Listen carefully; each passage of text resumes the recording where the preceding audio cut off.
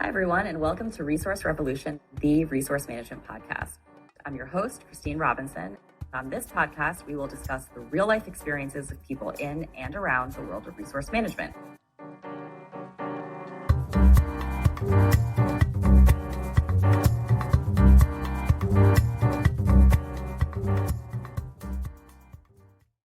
Today, we have Shelly O'Donovan joining us. Shelly is the founder of Authentic Influence Group, a company focused on helping professionals enhance their visibility and influence in the workplace. With a rich background in healthcare policy, lobbying, and the pharmaceutical industry, Shelly brings a wealth of experience to her work. Shelly is also an adjunct professor at the Wharton School, where she shares her insights with students, emphasizing the importance of agency in one's career. Through Authentic Influence Group, she empowers people to take charge of their careers by mastering the arts of influence, giving them the tools and confidence to shape their own professional paths. Shelly, it is so great having you with us today. I appreciate the opportunity. I'm so excited to be here. Good. And we have a lot to discuss. So a little bit of background for our listeners. We are officially in season 2. In season 1, if you recall, we had a number of guests and from a variety of backgrounds, all playing a role within the resource management space. And I could not help but notice some of the themes that came up through those discussions really related to what it takes to be successful in resource management. And we heard from a variety of people that either are resource managers themselves, have risen through the ranks from a leadership position, have learned some lessons, and others who are on the receiving end of the resource management service and what they value. So to jump right in, we've asked Shelly to join us today and really give us some perspective on how resource managers or aspiring resource managers can develop some of these attributes, because as we all know, we don't necessarily have a super formal education around how to be a resource manager, and it's somewhat learn as you go. So we're excited to jump right in. And I guess, Shelly, from your perspective, one of the things that really came to light in season 1 was this idea of being open to a challenge and not being intimidated by it, and having a thick skin, kind of this concept of having a thick skin. So for background, resource managers of any level regularly go toe-to-toe with senior leaders within, whether that's an accounting firm or whichever industry that they find themselves in. A lot of times they have to deliver tough messages. A lot of times they are delivering tough messages to people that are senior to them, and that is inherently difficult. And so really interested in your perspective as someone who's coming into this role or who struggles with this.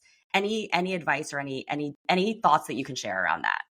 Yeah, it's so interesting because I started my career in politics. And so as a 20-something-year-old, I was working with politicians who have been in politics a long time, very senior people. And there definitely is a trick to it. And I think the first thing is to really bring your confidence in. So set that first impression.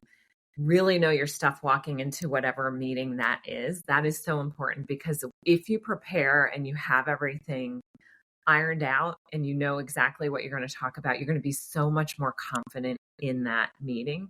But the other thing is just realizing these are people, right? They're just maybe a little bit further in their career. They're a little bit further along, and that becomes important.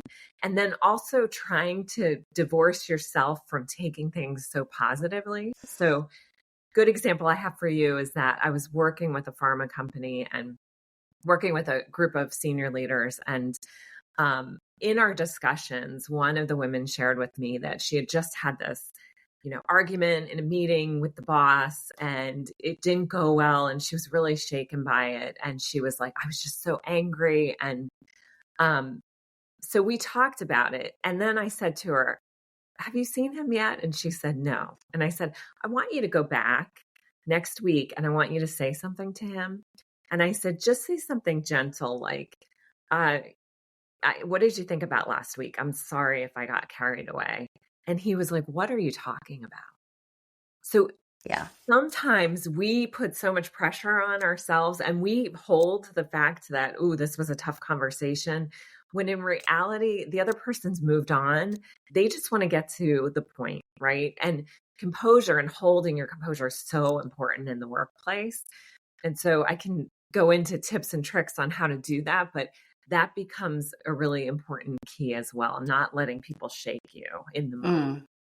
That's such a fantastic point. And I love this concept of divorcing yourself from that. And the reality is, I think you're right. A lot of times, even just reflecting in my own career, I have moments that I can certainly think of where I have felt either uncomfortable or stressed or overwhelmed by a conversation that I was involved with one or more senior people. And it really is difficult.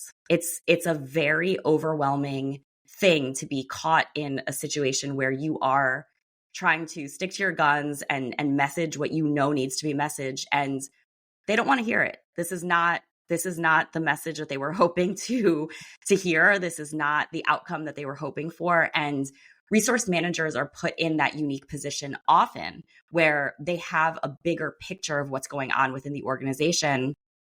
And quite frankly, you might be speaking to someone who is senior to you, but their purview and the scope of what they see is smaller. Mm-hmm. And so it is really interesting, that point around they've moved on. I love that idea. I certainly, I know in my own experience, especially being more junior in my career, had many, many instances of exactly that, where I would replay something in my head and I'd go back the next week and they were fine. They had 12 other conversations since then, and all of them were somewhat contentious, right? Because that's they're a senior person and they've moved on, like you said. So I think that's a really fantastic point.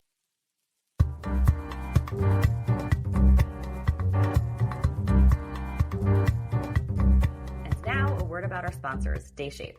Do you ever feel like your team spends more time managing spreadsheets than getting actual work done? If you're a strategic leader in a professional services firm, you know exactly what I'm talking about. Say goodbye to the chaos with Dayshape. Dayshape is an AI-powered platform that takes the stress out of resource management. Imagine scheduling, planning, and staffing all being handled in one smart system that actually understands your business. Sounds too good to be true? Believe me, I dreamt of having this type of technology when I was a resource management leader. It's like having a superpower for your firm, boosting productivity, profitability, and even employee happiness. Plus, it seamlessly integrates with your existing tools, so there's zero disruption.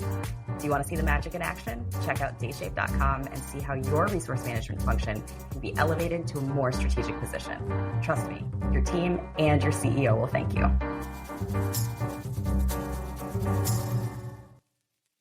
It's something that came up quite a bit in season 1 related to this idea of, a lot of times in resource management, I'd say things aren't solved. So resource managers are constantly dealing with whether that be staffing matters or conflicts, or perhaps two teams fighting over the same person, not having enough resources.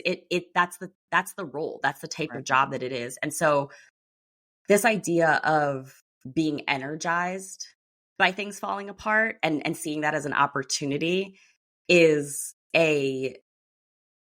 it's an evolution. Any thoughts around that? Because I think naturally my thought is, as human beings, generally we're programmed to say, oh no, this is not good. Right. This is not what I was hoping for. And I know that in my own experience, and certainly from some of the leaders that we heard from in season 1, that's not the case for them. It's kind of this, oh good, here's this challenge that I need to solve. Any advice or thoughts around how to ease that transition or kind of speed up the ability to get to that point? Yeah. So I think it's really important that you also know yourself and you know where your limits are. So I'm guessing that there's some people in this role of resource management where it's probably not a good fit for them, because if my suspicion is, just having studied personality in depth, that if you are someone who is what we consider not agreeable, kind of on the low agreeableness side, or a low open, then that means that you probably are not flexible. So I have a friend like this. I love her, but we go to the same restaurant, like the same time of day. She orders the same thing.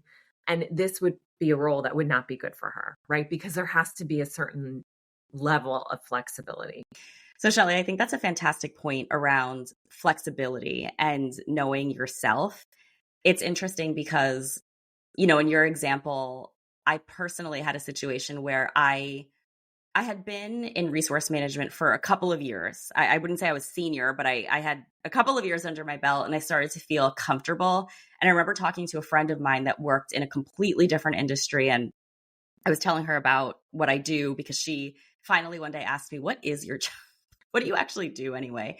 And I explained it to her, and she said, "That sounds terrible. That sounds absolutely, why would you want to do that?" And I said, "Well, no, it's not terrible. I enjoy it." And she's like, "So you enjoy having to deal with people in this very contentious way?" And I said, "It's not that I enjoy that part of it, but I do enjoy the challenge of, hey, here's this situation that arose. I wasn't expecting it. I know they weren't expecting it either. And now I have to find a way to connect with them in a way that's going to make it where we are able to make progress, but also that we're not harming the relationship." Because that's the other part of resource management that's interesting is you don't want to burn bridges, because likely in the next couple of weeks, you will have to go back and work with that person. You're supporting a group of people, or you're assigned to support a certain population. And those are your relationships that you'll be building. And there's something that a resource manager actually told me. It was a boss of mine. This was years and years ago. And it was such a kind of pivotal moment for me of this light bulb going off in my head, where she said, "Hey, these individuals that you're staffing that are at the more junior levels, they're going to be the senior managers, and they're going to be the partners one day, right? And they're going to remember how you treated them. They're going to remember, these situations that came up and how you handled them." And she was so right. And I certainly then years later had that happen, where I ended up having great relationships with people that were more senior, but that's not where they started. They started where we had these smaller interactions. And so the idea behind flexibility is, I think, a really important one. Flexibility in terms of knowing yourself, knowing your limits, but also pushing yourself a little bit to actually take action. Because one of the things that is also, I don't know that it's unique to resource management, but if you can get past the idea of being rattled anytime that something goes wrong, that is actually not enough to be successful that's important and absolutely necessary. If you want to be comfortable and enjoy your job, you have to be okay with it. But you then have to be willing to take it a step further and actually take action. So I'll give you, and for our listeners, kind of, hopefully this is resonating with you all, is this idea of, if you can meet with someone who is senior to you, get on their same level, message this thing to them, and have it not result in disaster, that is actually you've only won half the battle. Now you have to actually take that next step and say, "Hey, this is what we actually have to do," right? And so that might be a situation where, as the resource manager, I am letting someone senior know that I have to take someone off of their engagement team. But now I have to do it. I have to take the person off of their engagement team, and I have to perhaps explain the reasoning. If I'm good at my job, I've come up with another solution. I'm explaining the merits of those solutions. I'm trying to, get them to work with me on that. So any thoughts around that? Because I think making that leap from flexibility to now actually doing the thing, I think that's something that people struggle with. Yeah. And it's really interesting, because I was just talking to a client earlier this week, and she was telling me that they were going into a leadership meeting, and they were going to talk about a particular project, and no one had taken the time to really map it out and put together a flow of that project. And she was like, "I'm going to do that and just see, and I'll just bring it with me. And if 5 other people bring the same thing, then we have something to work from." And the fact of the matter is, they would have had nothing to work from had she not just taken the initiative and done it. And I guarantee they would have been in a meeting next week again, having the same discussion, doing the same thing. And as a senior leader, I think one of the biggest gifts you can give them is just action. So how can we move this forward and keep moving forward? And as well as I do, that big corporate offices, big companies, like, things get really gummed up for a variety of reasons that you can't control. So as quickly as you can move and take that initiative and just put something in place, it doesn't always have to be the thing that gets checked off on. But even if you can just put something in place, that helps to move things forward quickly. And that becomes Yeah. really important. But if you sit there paralyzed, you also are not going to go anywhere in your career, because I think one of the biggest compliments that someone can get that works for you is that they get stuff done, right? You get stuff done. That is the biggest compliment. And those are the kind of folks that people really want on their team. And that's going to help you to stand out quickly. That's huge and so significant, I think, in any realm, but so important in resource management. In RM, part of it is certainly the people side, but there are metrics we're trying to hit too, right? Right. At the end of the day, there are measurements to this role, and losing sight of those would not be wise. And so it's interesting hearing you talk about this, because it's so easy. It's so easy to allow the overwhelm of nervousness and hesitation and stress around having to have a difficult conversation take the lead Yes. over what you're actually needing to accomplish. And I think others on the other end of the spectrum overcorrect, and they'll go in and they're just guns blazing. This is what we're doing. And they kind of come off very directive, and that's not good either. So certainly, to be clear, not suggesting that approach Yes. either, but it's so funny. It reminds me of, there's a show called The King of Queens. And there's this one episode where the character, she's interviewing for this job that she really wants. And she was so self-conscious about her accent that she spent all of her time really focusing on changing her accent and no time preparing for the interview. So unfortunately, she didn't get the job because she was so focused on this insecurity that she had. Right. And it's kind of like that, right? If you're so focused on not upsetting the person or your own nervousness, but and you come out of the meeting not having upset them, but also not having accomplished the thing, that's also not good, right? So I think it's kind of that same idea. And there's, conflict is interesting, because I think that and I only know this anecdotally. I haven't seen this in the evidence, but certainly with the folks I've been working with and just over the course of my career, what I see is that people are getting more and more adverse to conflict and having those conversations. But what I find is that if you and I have a problem, right, and we need to hash something out, if we don't have that conversation today, then most likely it's going to be a bigger conversation that we're going to have later down the road. And that it becomes more painful. It's like, if you set the stage at the top that this is how things are going to work, this is how I work, I'm going to be direct with you, I'm going to be, obviously you always want to be respectful of the person and of their job, their experience, all of that. But if you set the stage early, then it doesn't have to be such a tough conflict conversation. But if you wait, I guarantee it's going to be you're still going to hit that conflict.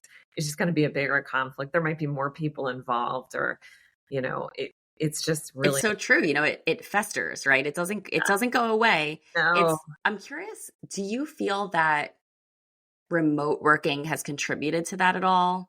Not being face to face? Do you feel that has any impacts? I think that's some of it. So, and this is just my own personal opinion, but we used to have a lot of like if you and I were having this interview in person, yeah, it's possible the camera would go off and then we'd have this side conversation about something. And we might still, because there's only two of us really on this call, but if we were in an office and we were in a group meeting of 10 people and you and I had a little conflict in that meeting, as we're walking out, I might say something to you like, let's grab a quick cup of coffee. And I might be like, listen, like, it's not you, it's the situation. I'm sorry, let it get the best of me. And that's almost like this grease that helps to grease a relationship a little bit. It helps to smooth things over. And without those kind of buffers, because I would have to set up a meeting if I wanted to have that conversation with you. And now it seems like a bigger deal maybe than it even was. That's so true. I agree. It's almost this idea of, if you're in a conference room together and you both literally have to walk down the hallway together, you're probably not going to walk down the hallway in silence. That would be a little weird. So you're going to say something, and that something is valuable in maintaining the relationship, right? And just kind of cultivating that. It's so interesting. I think that regardless, remote, hybrid, in person, there's so much around this, but I think pick up the phone Yeah. and have the conversation. It's hearing the inflection in someone's voice can make all the difference too. And especially for resource managers that are finding themselves having to communicate those things that are maybe not exactly what the person wants to hear, it's even more important.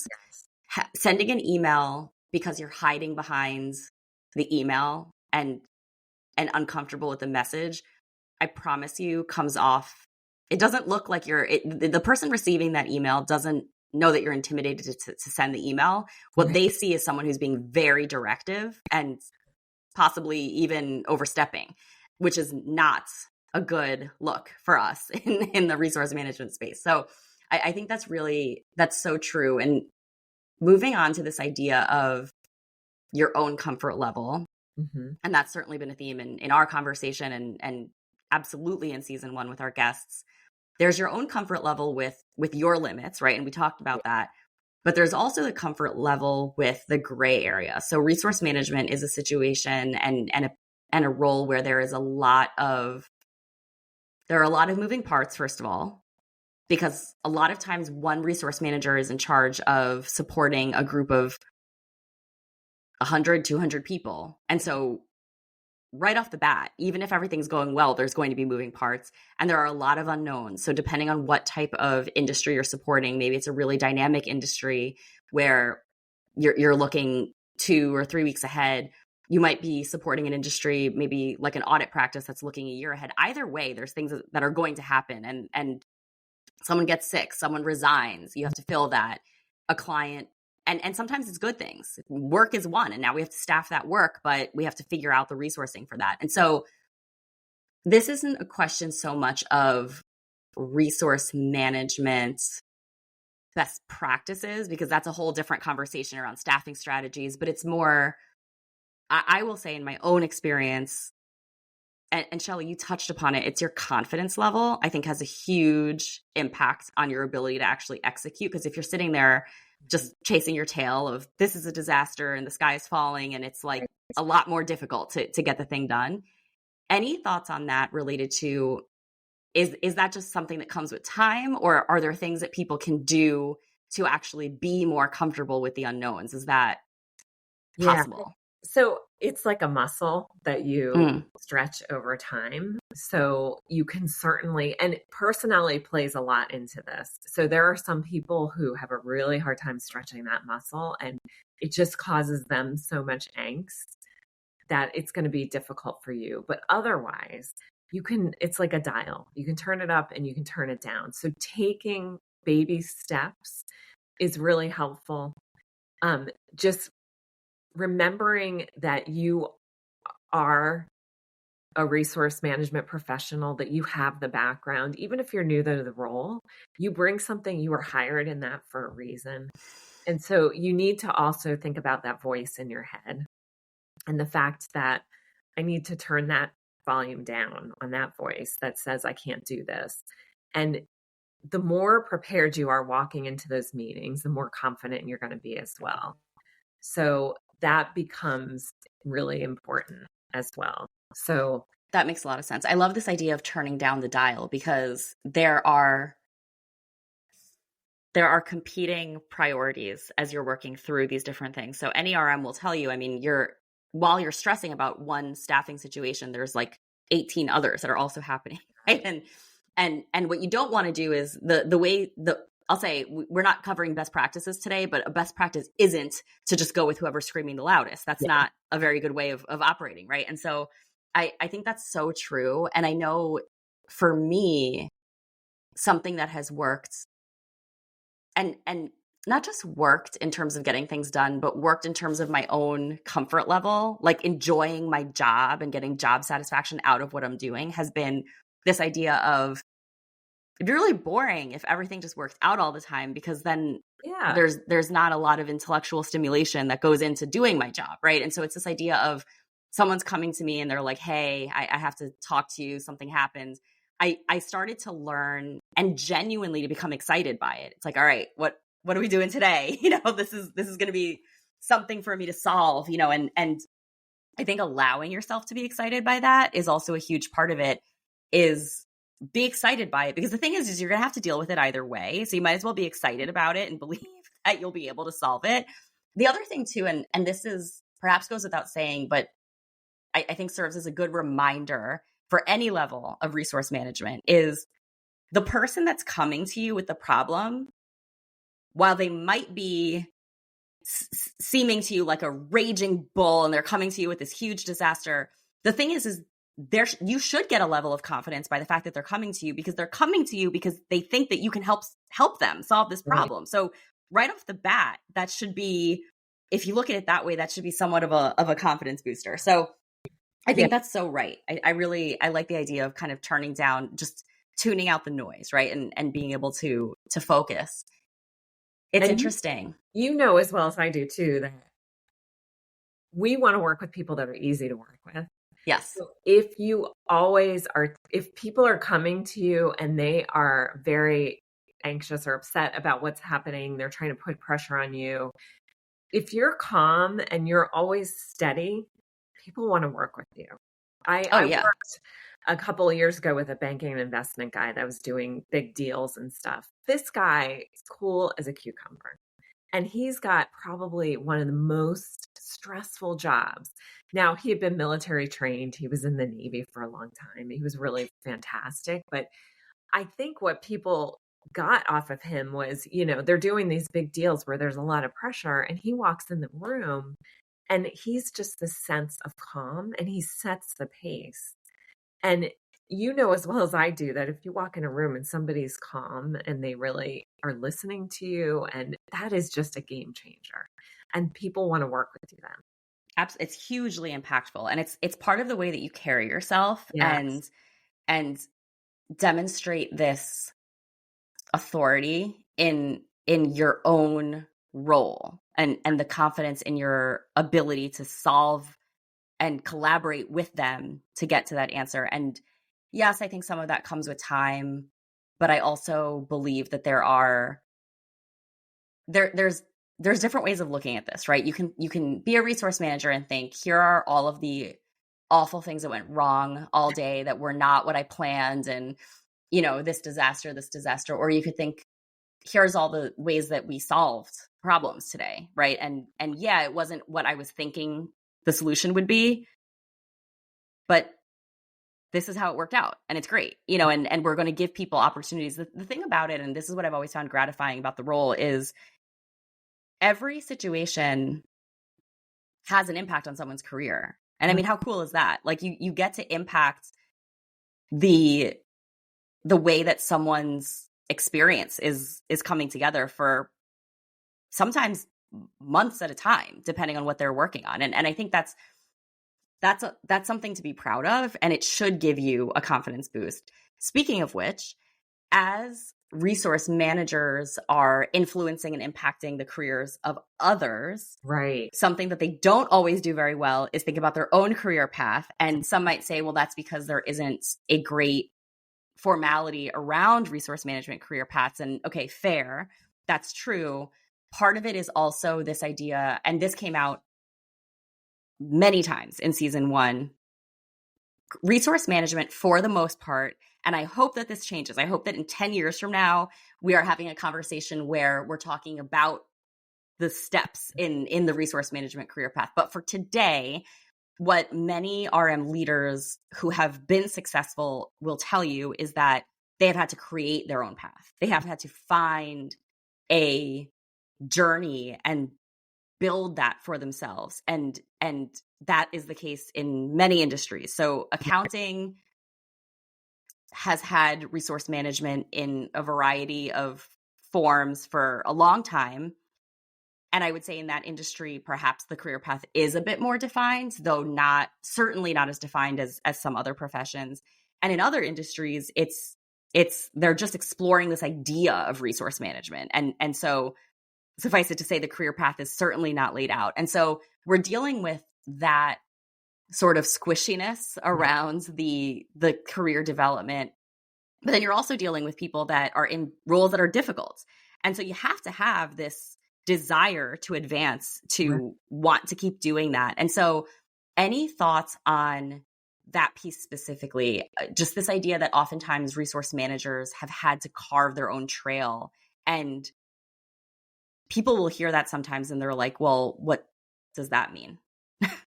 So, my take on it is, what an opportunity to be able to put your own path forward. And I've worked with leaders in all different industries where that's the case. They've had to do this. And then some industries where it's a straight line. If you want to be this medical director, you go up this straight line. But it's an opportunity for you to really gather the tools that you need and to be able to see what things you like and what things you don't like. And hopefully it sounds like they have an opportunity to work with different folks within a big company. Yes. So they probably get a taste of other jobs. And wow, that in of itself is amazing, because maybe you are working with one department one day and you're like, oh, their job's pretty cool. Like that could be somewhere I could go. So being open to that. The other thing I would say is making sure that you are visible in whatever way that you can. So that might be in doing your job. That might be, some companies have like groups that they put together on a variety of things. So if you can be visible there, that's going to help connect you to others. And it's going to help you do your job, first of all, when you have better relationships with people around you. And also hopefully give you a taste of what else is there. I was working with somebody and she decided to interview for a position at her company, another department. And she talked to her boss first. Boss was fine with it. She went to interview for this job, and the guy was like, listen, we already kind of have somebody like in mind for this. He's like, but he's like, I never knew you existed.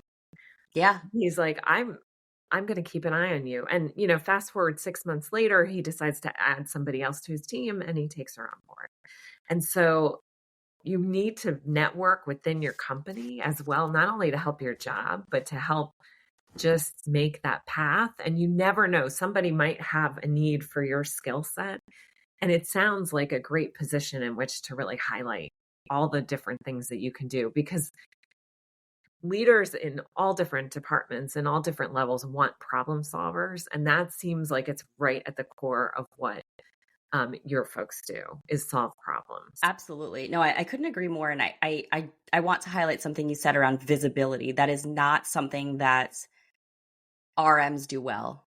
Okay. We are a lot of times in the background, and we are these behind the scenes, backstage people who are juggling a million things, and our wins aren't always highlighted unless we highlight them ourselves. Right. And I would argue that some of the most successful resource management leaders have done a really good job of doing that without towing the line between this idea of being impactful, celebrating wins appropriately, and really that idea of visibility, I think, is such an important one. So for anyone listening, that like, be visible, that is, and whatever that means within your organization is huge. And I am thinking back to our guests from season 1, and the ones that really, if you think about it, that's what they did, is they created visibility. It's not a mystery what they did. It's so true. It's they made themselves visible, whether that was through the highlighting of their accomplishments, of their team. And clearly by doing that, yes, that's going to help you carve out a career path. And so it's interesting then, one of the themes that really came out, and this was noted by a number of our guests last season, is this idea of building relationships internally. So Shelly, your example was exactly in line with that. Is there something that you can recommend to resource managers who they're listening and they're thinking, okay, yeah, I have to be visible, I have to, build these internal relationships? The other, I would say, complexity is that not in all cases, but in some cases, and especially in the situations where resource management is being sort of tested and tried out in an experimental way within a particular industry, many times resource managers are doing staffing and they're resource managing an industry that they did not come from. And I was an example of that. So I worked within the accounting and consulting industry for my entire career within resource management, I am not an accountant. I was never a consultant. And so that adds a layer of complexity because you're now not only having to learn how to do your job, but you're also trying to understand what their job is, and you're trying to serve them in a way that is impactful. But at the same time, you're trying to be visible and build internal relationships. But how do you do that? How do you build internal relationships and learn about their industry without being a nuisance? That's the secret sauce. Yeah. So a couple things I would do. So I would first of all try to sit down, quiet place, make a list of people you think could really give you some key guidance on that within the organization. Then I would reach out to them and I'd be very specific. I want to talk to you about this particular thing. I'm only going to take 10 minutes of your time. And if during that meeting, it goes over 10 minutes because they are talking, like at the 10-minute mark, you say, hey, Christine, our 10 minutes is up, but I've really enjoyed talking to you today. If they say, oh, it's okay, we can hang out a little longer, then go with it. Otherwise, cut the conversation off. That way, you're only really asking for something really small. And there's lots of research behind when we ask somebody for a favor, how it makes us more likable as well. So being a little vulnerable and saying, I'm new to this industry. I'm trying to learn. That's absolutely correct. And it would be really difficult, I think, for anyone in a leadership position to turn down someone who is saying that they want to learn. Like it would be hard to imagine, quite frankly. So I love that piece of advice. And what I love about it is that any resource manager at any level can benefit from that. It doesn't matter if you've been in the industry for a while. There's always going to be those opportunities, especially, look, if an industry that you're supporting has a resource manager, it means that they have enough going on and a dynamic enough service that they're offering that they need to be resource managed. And if they're doing that, they're probably evolving at a rapid pace. And so there's always going to be something to learn. There's always going to be more leaders to connect with and engage with and learn from. And so I really think that is a very practical piece of advice that anyone can take. And all of this has been extremely valuable. It has been, Shelly, it's been so awesome talking with you. Thank you so much for sharing this background with us and these very practical pieces of advice and these maybe reframing of our mindset around not just our career, but also how we can operate with that. So with that, we'll wrap up our conversation. Thank you all for tuning in, and be sure to subscribe to hear more episodes.